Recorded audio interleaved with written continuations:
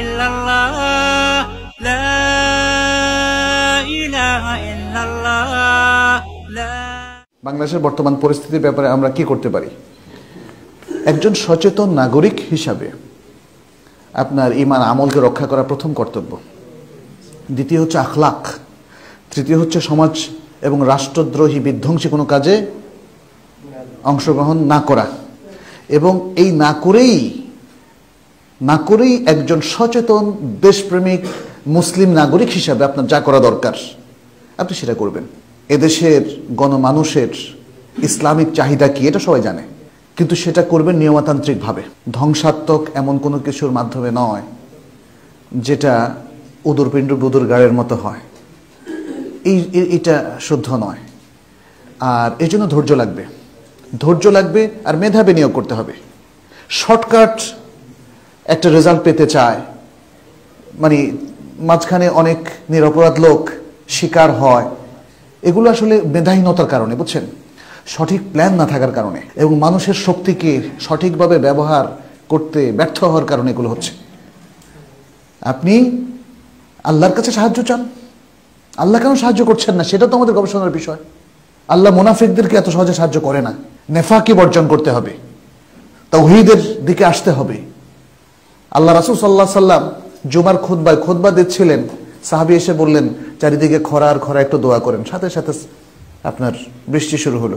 পরের সপ্তাহে এত বৃষ্টি হলো, পরে আয়েশা আবার সাহাবী বললেন যে দোয়া করেন যেন বৃষ্টি বন্ধ হয়। আর আমি নিজে সাক্ষী, মদিনাতে 15 বছর 8 মাস ছিলাম। এই সময় দেখেছি, আমার কাছে মনে হয়েছে মদিনাবাসীদের আমল মনে হয় অনেক ভালো, এবং সেই কারণে সালাতুল ইস্তিসকা যখনই হয় খুবই রেয়ারলি একবার বা দুবার ছাড়া প্রতিবারই সাথে সাথে বৃষ্টি দেখেছি আমি। সে আল্লাহ কি এখন নাই? সে একই আল্লাহ কি এখনো আমাদের আল্লাহ না, আমাদের রব না, আমাদের ইলাহ না? তাহলে তার কাছে আমাদের সাহায্য চাওয়া উচিত। আমরা আসবাবের উপর, উপকরণের উপর বেশি নির্ভরশীল। উপকরণের মধ্যে যেগুলো জায়েজ সে উপকরণকে ব্যবহার করে ধৈর্যের সাথে আগাতে হবে। এটাই হচ্ছে শরীয়তের বিধান। অতএব আমরা বলবো যে বর্তমান পরিস্থিতিতে যে কথাগুলো আমি বললাম, ঈমান, আমল, আকীদাকে শুদ্ধ রাখা, নিজেকে একজন সচেতন চরিত্রবান নাগরিক হিসাবে তৈরি করা, আল্লাহর কাছে দোয়া করা, আর দায়িত্বশীল নাগরিক হওয়া, দায়িত্ব জ্ঞানহীন নাগরিক নয়।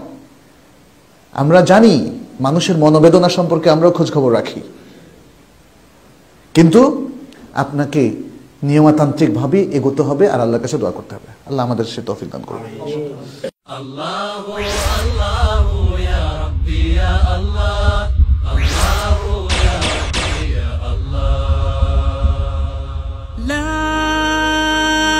ইলাহা ইল্লাল্লাহ লা ইলাহা ইল্লাল্লাহ লা ইলাহা ইল্লাল্লাহ মুহাম্মাদুর রাসূলুল্লাহ।